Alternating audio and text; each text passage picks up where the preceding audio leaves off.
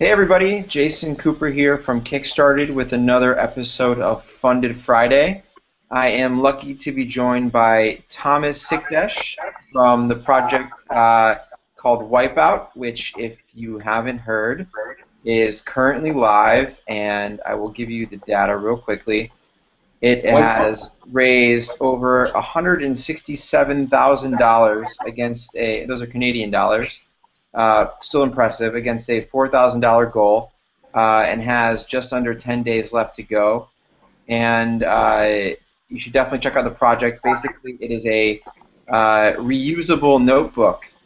And I'll let Thomas sort of explain the project in a second, but it's very cool. So welcome, Thomas. Thanks for joining us. Hi, thanks for having me. Cool. So just, yeah, give us the quick overview. What is Wipeout and how does it work? So it's Wipebook actually. Sorry. Yeah, no worries. It's essentially it's a pretty simple idea that me and two other engineers came up with. It's a portable, reusable notebook that has the same concept as a whiteboard. So you can write on it, you can erase. Except it has an added feature that it's not a dry erase kind of whiteboard where you don't just kind of write and then if it doesn't smudge as easily. So it's a kind of a semi-permanent solution where you can write on it. On you got 25 pages of the notebook. You can write in the notebook, and it won't smudge unless you flip it over and you have this eraser on the back end. And so what what it enables people to do is you can brainstorm, you can use the book for whatever purpose you want, and then at the end, once you're done using the 50 pages, 25 pages double-sided, you can just erase the whole book and reuse it for other courses, or when I'm thinking of students, or for meetings. It's kind of a new medium that we wanted to promote, kind of like instead of having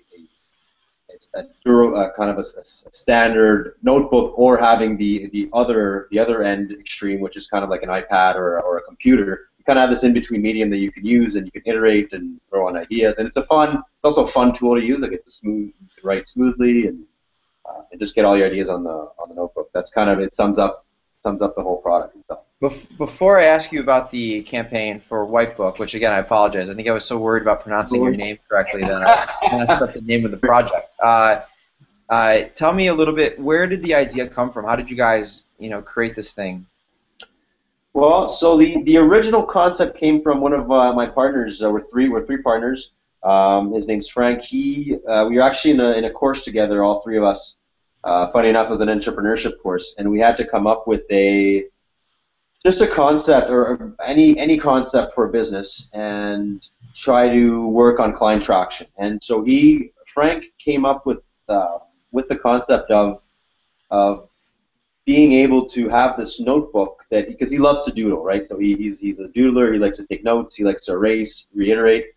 And so he's using a bunch of notebooks over and over and over again, just throwing them out. And so he wanted to find an eco-friendly solution that would enable him to jot stuff down, draw stuff down, doodle stuff, and then just simply erase it once he's done.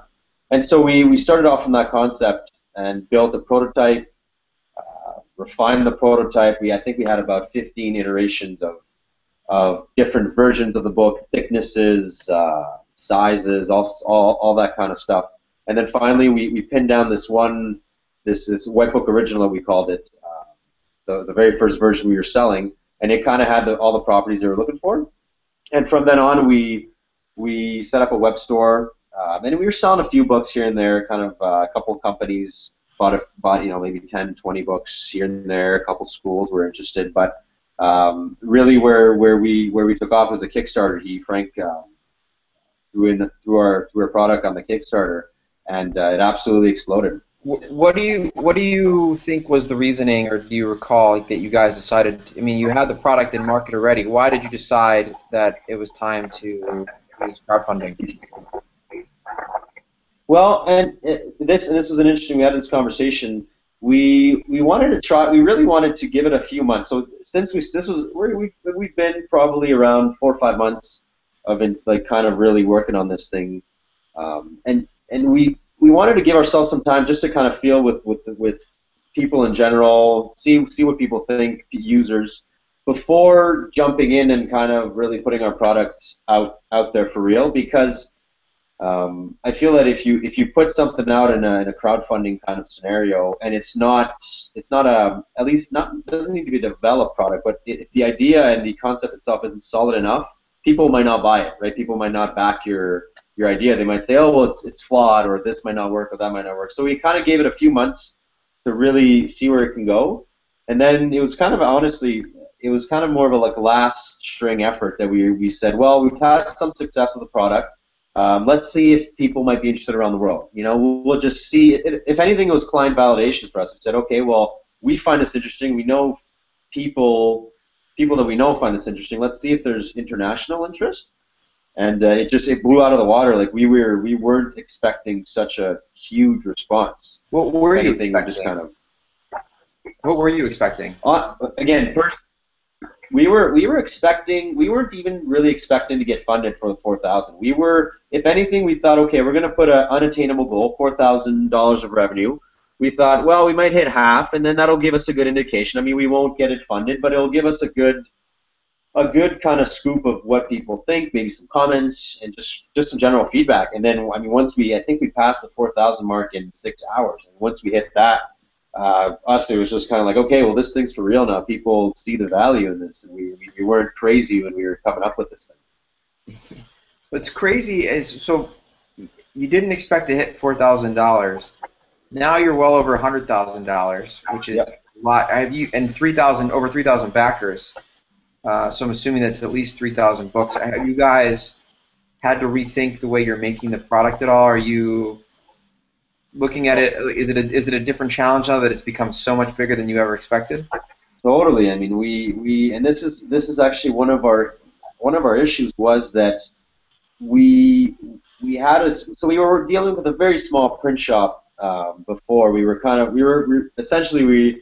in and tested with this print shop, and we worked the model. And when we had people that wanted to buy some, we just kind of, pumped maybe 50 out and then sold them. And now that we have such a big demand, we've had to shift it because the print shop can't satisfy our needs. And so we really had to ramp up, essentially create a small business out of initially a project. So we've had to, deal with the bigger manufacturer, not a large manufacturer, but a kind of a medium-sized manufacturer in the region. Our whole goal right now is to be socially kind of responsible. Every material that's going to go into the Wipebook is going to be eco-friendly, used by recyclable stuff. It will be recyclable 100%. So now it's really doing. Right now, our goal is to. The general difficulty was to scale it quickly. Right, that's the big thing. Is to create a structure in order for us to satisfy the backers. That's the biggest challenge, to answer your question. Are you nervous about that sort of? It's a challenge for a lot of businesses in your shoes, having to scale up quickly like that. That's not a common business problem where you have to grow. I don't know how many times bigger than you. I mean, at least a couple hundred times bigger than you were in less than a month. Are you guys concerned? Are you ready? Are you excited about that? Well, honestly, again, it goes back. It'll go up and down. Like we've been riding on an adrenaline rush. I mean, I personally, and the other two members, Frank and Toby, they've done a great job. They both have full-time jobs. I'm doing my full-time MBA, and honestly, like, we've been putting over 40 hours a week into this thing on top of all that, and we've been.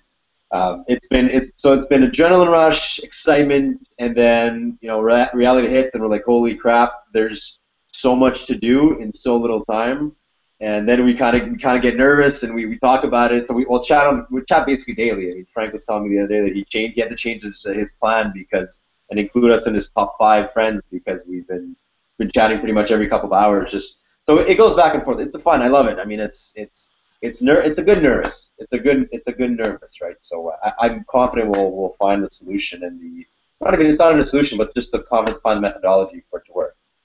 What has been the one moment from the campaign that stood out to you as something you'll never forget?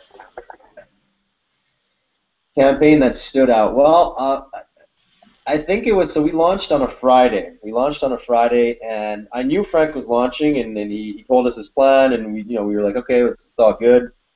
And I remember I think it was at the very beginning. I remember I think it was Saturday night. I didn't check up on it because I was just doing my things, and I kind of Frank was the one that was the in charge of monitoring the whole thing.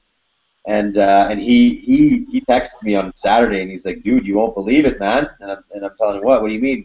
He's like, "We surpassed our 4,000 goal by a mile."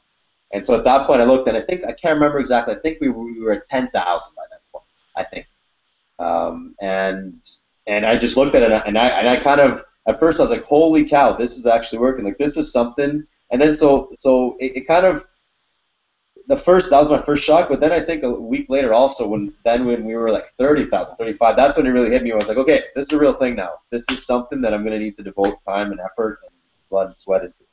So that's kind of I think was the first initial jolt, and then the week later where I met up with Frank and Toby. And we had a beer, and we were just like, guys, this is happening, and we gotta be ready for everything. So That's amazing. It's sort of like you guys backed into it a little bit. Because there are going to be people watching who are going to hear your story, and they have launched a crowdfunding campaign or thinking about one, and they're going to want to know what the secret to your success is.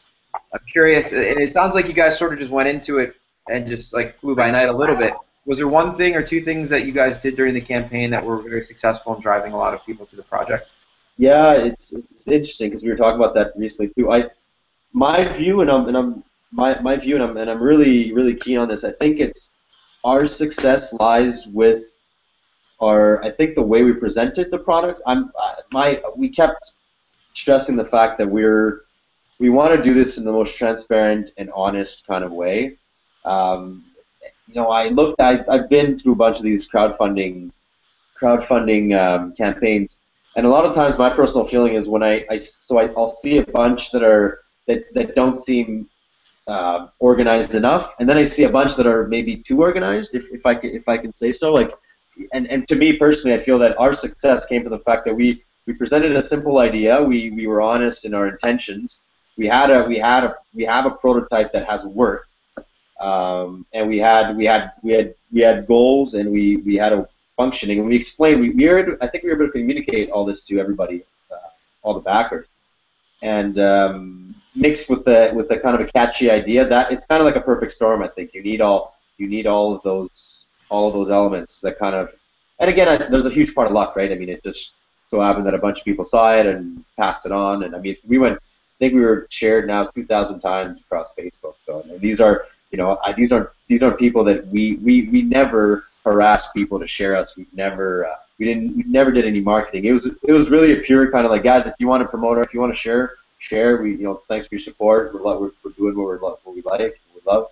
So that would be really my mix of things. I mean, again, I'm not an experienced crowdfunder either. This is our first project. Like going in, we didn't know. We were learning as we go, right? We didn't know how these rewards functioned, and we made mistakes. We definitely made mistakes. We've acknowledged a bunch of the mistakes. We made too many rewards, not enough, and too quickly, and all this stuff. But it's a learning process. I think as long as you're honest about your intentions and the way you're doing things, that's to me is a success for somebody. Because people back up. There's people behind it, right? It's not one corporation's buying 10,000. It's 3,000 people that are expressing interest, and I think they see the potential and the honesty in it. So. That's a great thought. I think that the communication thing you're talking about and being very earnest in your approach has been a key to a lot of people's success, and it's good to see that it worked for you. I'm sure there'll be many jealous people who are going to scoff at the fact that you did no marketing and still had all the success, but more power to you. That's fantastic. Let me ask you this then. As something that was, again, sort of just like, let's raise $4,000 and see what the market is, sort of sticking your toe in the water, and then to get this response, what does that mean for the future of the business? How are you guys going to take I'm sure you have a lot of work to do just to ramp up to fulfill the orders, but are you guys planning to turn this into something more now that you've had such a big success with Kickstarter? Definitely. We've discussed at length our strategy for the upcoming future. To us, this is kind of our initial kind of product for the Wipebook. I see the Wipebook being a lot of different things down the line. It'll be a start to I think it's an eco-friendly, socially responsible tool that I think will bring people. I think people have a good image of it, and I think people resonate, can tie themselves to that idea. And I'd love to be able to use that momentum to add different products to the line, even add different mixes to what our idea wants to be. Because I think at the core it's a portable whiteboard, but I think it's more than a product. Like I don't see us as being a regular run-of-the-mill product, a Hilroy that's being sold on the shelf. I see us as something more, and so that's what we're working on. Hopefully, we'll be able to develop a bigger kind of brand down the line. Great. Well, thank you so much, Thomas. This is great. It's a great story, and congratulations so far on the success. For, again, those people that are interested in checking out the project, I'll post a link on this video. But the Kickstarter, as of Friday, December 13th, has about 9 days left. It's called Wipebook, and you can find it on Kickstarter. And again, thanks, Thomas. Good luck. Thanks, Jason. Thanks. Take care. All right, thank you.